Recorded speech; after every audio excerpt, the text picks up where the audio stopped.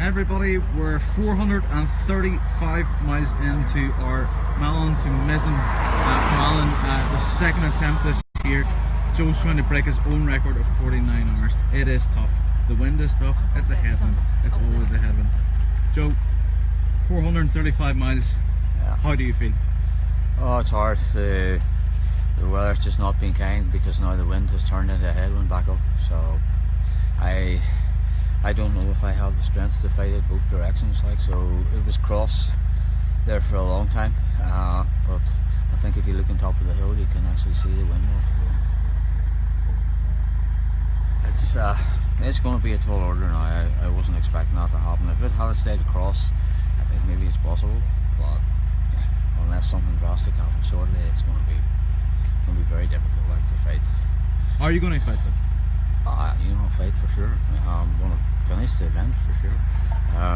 But whether the south-north section or the overall is possible, I don't know. I've never seen wind change like this ever before in Ireland. So it's this is normally a predominantly southwesterly wind. And when I turned out and listened today, it just never appeared. And how are you managing in your head? It's another day in the saddle, but it's a little bit disappointing considering I got it right on the way down.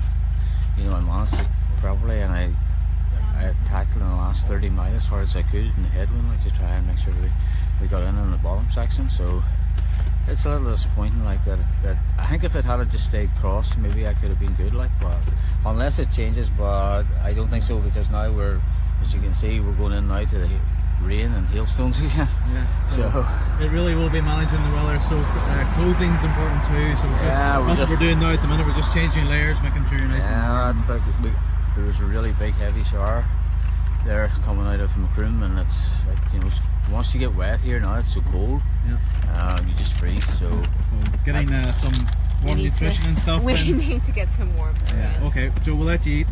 Gillian, what are we doing? We're getting as much hot food into Joe as possible to try and keep the core temperature up. The weather is holding, but it's cold and it's damp, and over time, as fatigue sets in, the core body temperature starts to drop, and that's what we don't want to have happen too much. So I'm going to stick some heat pads on his back, some deep heat on his back too. It's surprising, something simple like that just really provides a little bit of comfort. Okay. We're going to keep him. We're going to put him back on the bike pretty much right away. Yeah, moving. We'll just keep him going. Yeah. So, okay, guys, I'll let you get on. So Alan's just doing some last minute changes to the car. He has to get the tires and stuff pumped. So, guys, we'll show you around our crew car. This is my own car, which we've transformed into a crew car. You can see that's my hot swap method for the Garmins. Anybody's looking for a good tip. So that's Joe's second Garmin, and I run it into inverters here. So it charges, and then I can look at the map the same as he does, and then I can just swap them out. So we're now 435 miles in. Last night, because of the actual the sunlight, we were actually in direct follow from about 5 o'clock to about 7 o'clock this morning. It was really difficult for all of us. You can see we're actually really tired. So keeping the nutrition going, and just keeping the fluids into us as well. Some tri-fuel, just some Gillian's date squares and stuff. Just keeping us going, and obviously Joe's struggling in the wind, but he's just about the management. We'll just keep him going. That's all we have to do. That's all we've ever done.